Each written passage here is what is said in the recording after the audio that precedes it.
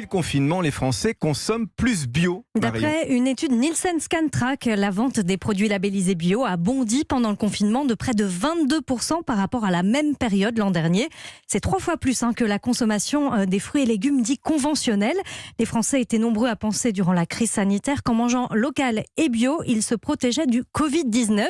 Et depuis le déconfinement, la tendance reste la même si elle ralentit, avec 12% de produits bio achetés en plus que l'an dernier. Quand on peut, c'est un bon réflexe en tout cas. Un bureau de poste a été évacué à cause d'un colis contenant des fruits. C'était où ça ? Ça s'est passé en Allemagne samedi dernier. Les postiers ont cru que le paquet contenait une substance dangereuse à cause de l'odeur pestilentielle qui s'en dégageait. Sympa. À l'intérieur, il y avait en fait 4 durians. Le durian, c'est un fruit originaire d'Asie, vert, de forme ovale et recouvert de piquant. Et à l'odeur vraiment nauséabonde, à tel point que dans de nombreux hôtels ou lieux publics asiatiques, il est même interdit. Ah bah oui, tu m'étonnes, ça fait rêver votre histoire. Les vignerons indépendants organisent un pique-nique géant dans un mois. Le week-end des 26 et 27 juillet dans 300 domaines dans toute la France. Vous amenez votre pique-nique et les vignerons vous offrent leur vin. Ils vous font aussi visiter leur cave. Bien entendu, des mesures sanitaires particulières seront mises en place. Pour réserver, ça se passe dès maintenant sur le site des vignerons indépendants. Et on continue, Laurent, de parler de pique-nique avec vous, avec des idées de recettes. Bah oui, restez avec nous parce que vous avez plein d'idées aussi dans votre Avec besace, plaisir. comme on dit. J'aime bien ce mot besace. Oui, panier pique-nique. Dans mon panier, Panier pique-nique, c'est bien. Alors c'est l'été, après des semaines confinées, nous avons envie de nature, de plein air et de pique-nique. Alors vous êtes nombreux sur la page Facebook du groupe Les Bons Vivants, par exemple, à nous demander des idées de recettes. Alors on déplie la nappe à carreaux. Tiens Charlotte, qu'est-ce que c'est pour vous la recette incontournable d'un pique-nique réussi? Tiens déjà. Moi j'aime bien emporter du pâté en croûte. Ah, gourmande. Je les cuisine pas, je vous l'avoue, mais je trouve ça très pratique et très très bon. Bah oui, mais ça c'est super. Une belle charcuterie, c'est vrai qu'elle a sa place en pique-nique. Évidemment. Olivier. Moi, il y a un plat que je mange en pique-nique avec mes parents, que j'ai ensuite fait découvrir à mes enfants et que j'emmène toujours. Ce sont des tartines aux œufs.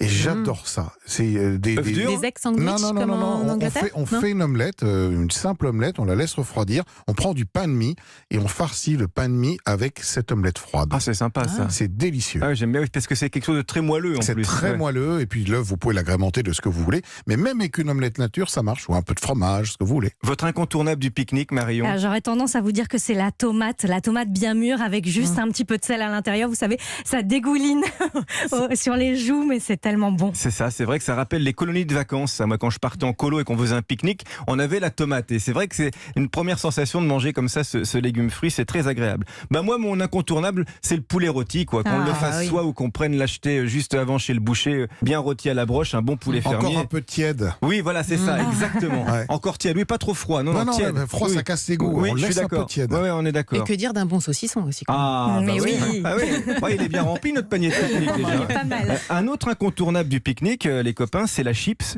Et on en mange de plus en plus. Est-ce que ça vous donne la frite, Olivier Pouls, vous le Belge? C'est vrai que c'est en été que les ventes de chips explosent. Alors, on vous épargnez tous les chiffres, mais enfin, on est à plus d'1 kilo par an par personne. Quand on sait que les chips, ça pèse pas lourd, ça fait quand même des belles quantités. Oui, c'est vrai. Alors, c'est vrai que c'est bon, on va pas se mentir, on aime tous mettre la main dans un sac de chips, évidemment. Le problème, c'est que d'un point de vue diététique, là, c'est la catastrophe, parce que c'est plus calorique que du foie gras. C'est un piège. Donc, plus de 500 calories pour 100 grammes. Si vous le pouvez, achetez les chips les plus naturels possibles, avec le moins d'ingrédients, d'adjuvants. Et puis sinon, faites-les vous-même, les amis. C'est quand même vraiment pas très compliqué.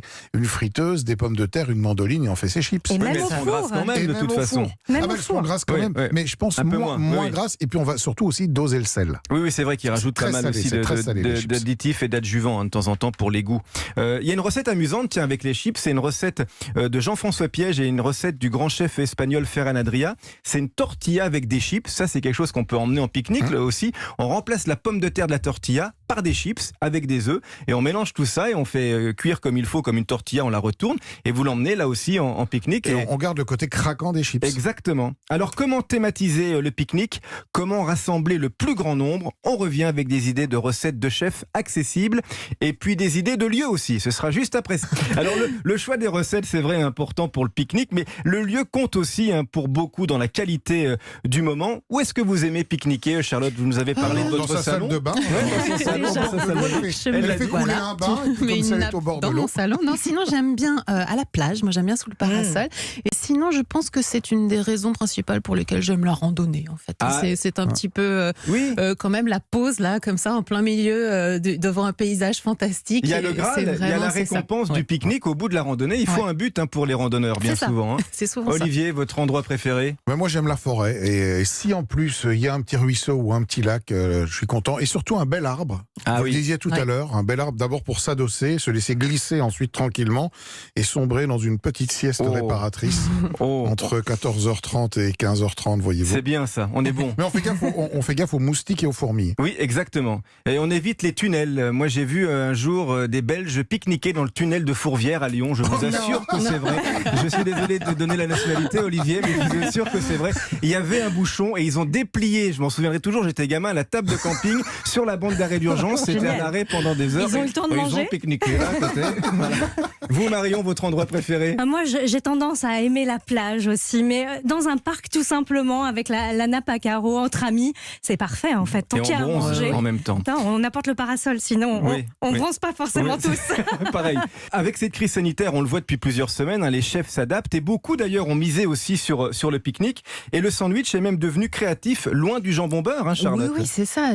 Par exemple, vous avez Amandine Chéniaud du restaurant Pouliche à Paris.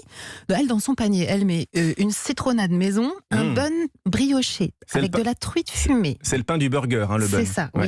Et alors, elle met dedans de la truite fumée, de l'avocat, des pignons de pain, un comté affiné 18 mois, s'il vous plaît, de la fruitière de Langon, un bouquet d'herbes aromatiques à ajouter sur une salade ou en infusion. Enfin, vous voyez, c'est quand même un bon sandwich. C'est ça. On est loin du jambon beurre, effectivement. C'est le burger revisité, même là aussi. C'est ça. Et on est autour de 25 € pour l'été. À partir de lundi, vous pouvez vous l'offrir.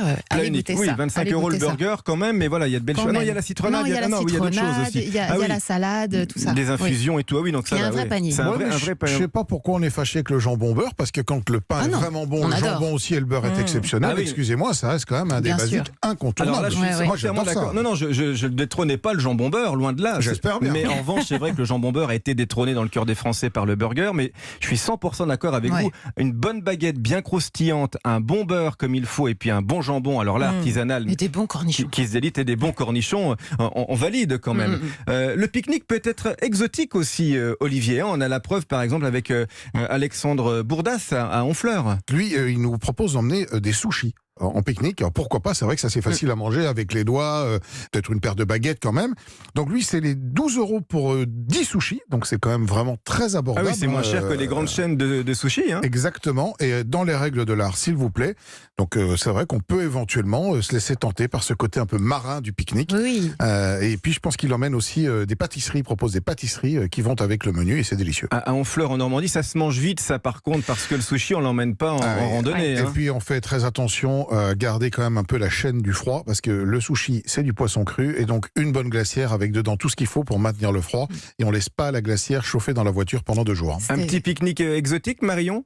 Oui, moi j'aime bien par exemple la bruschetta, pourquoi pas, à l'italienne, un bon petit pain grillé frotté à l'ail avec des petites tomates. Pardon, je reste sur la tomate, mais c'est la saison. Oui. C'est délicieux, c'est frais et j'aime bien croquer là-dedans. On va rester dans le sud, tiens, un petit tour en Camargue pour des idées de pique-nique. Alors du taureau, non, du riz rouge, pourquoi pas. Qu'est-ce que vous avez sélectionné, Marion? Eh bien, Armand Arnal fait à Arles un pique-nique pendant tout l'été avec du gazpacho de betterave, des courgettes en escabèche, du caviar d'aubergine à la tomate, une terrine de volaille, une omelette verte, de la soupe de courgettes, de la soupe au pistou, de la salade de pommes de terre. Voilà quelques-uns des plats que vous pourrez trouver dans ce panier. Ça se passe à la Chassagnette, c'est chez lui, sur son domaine, et vous venez. Oui, à côté de Arles. Voilà, vous venez chercher votre panier, vous vous posez sur le domaine et vous profitez de la nature. Et si vous avez la chance d'aller dans le coin et de déjeuner chez Armand Arnal, que vous craignez les moustiques, parce que c'est une région à moustiques, eh bien, il y a une moustiquaire géante qui est installée et on dîne comme ça sur cette moustiquaire, mais qui est immense, effectivement. Les tables sont dressées et le pique-nique, faudra choisir un coin sans moustiques. C'est ça, exactement. On peut aller voir son potager qui est extraordinaire et ce panier, c'est 49 € par personne jusqu'au mois de septembre. D'accord, donc c'est un prix conséquent quand même pour un panier pique-nique. Alors là, la question se pose, faut pas se planter sur l'endroit quand on paye le pique-nique de ce prix-là, sinon on va se mettre à table et effectivement, on est sûr d'avoir du service aussi. C'est ça. Dans ce cas. Alors ça, ce sont des recettes de chef, mais il y a plein d'idées accessibles aussi qu'on peut tous faire à la maison, par exemple. Vous nous avez pas apporté un petit truc là par hasard? Si, regardez, un cake méditerranéen. Je vous l'ai fait hier soir avec amour parce que j'aime bien l'idée qu'il passe la nuit comme ça, le cake. C'est très simple. Alors j'y suis allé un peu franco sur l'huile d'olive pour qu'elle apporte du moelleux, des œufs, de la farine, des poivrons, effectivement, on en parlait tout à l'heure, du thon émietté, des olives, alors là de belles olives noires aussi qu'on va concasser, et un petit peu de parmesan et d'huile d'olive avec du lait pour donner du moelleux. On vous mettra la recette. Il est assez humide même. Mais c'est bien, mieux vaut un peu trop humide que trop sec, parce que le cake trop sec, c'est vraiment triste. Je suis d'accord. Ça pourrait être une chanson, ça, de Pierre Perret. Oui, qui sera là tout à l'heure. Oui, alors que là, on a vraiment tous les ingrédients. Ce côté presque un peu juteux en bouche, c'est délicieux. Une recette bon marché, tiens, pour aller en pique-nique, Charlotte. Moi, j'aime bien faire des rillettes de sardines. C'est très simple, ça se tartine après sur le pain avec un petit peu fromage frais, des échalotes, coriandre, un petit peu de capre si vous aimez ça, jus de citron, piment d'Espelette éventuellement. Et des petits légumes Et voilà, et sinon, on trempe des légumes, du pain, enfin presque. Moi, j'aime bien faire. Une dernière pour la route, Olivier. Vous prenez une verrine, c'est assez pratique à transporter. Plein de légumes, du moment des tomates coupées en petits morceaux, vous prenez une courgette, vous prenez un concombre, une belle mozzarella. Vous mettez tout ça avec des herbes, un trait d'huile d'olive dans votre verrine, vous secouez, ça mélange le tout et il n'y a plus qu'à la déguster. Et le dessert dans tout ça? Ne bougez pas, on déguste les fruits de saison dans un instant avec Stéphane Lagorce. Vous savez, c'est l'inventeur de la miamologie. On va se régaler avec plein de jolis fruits.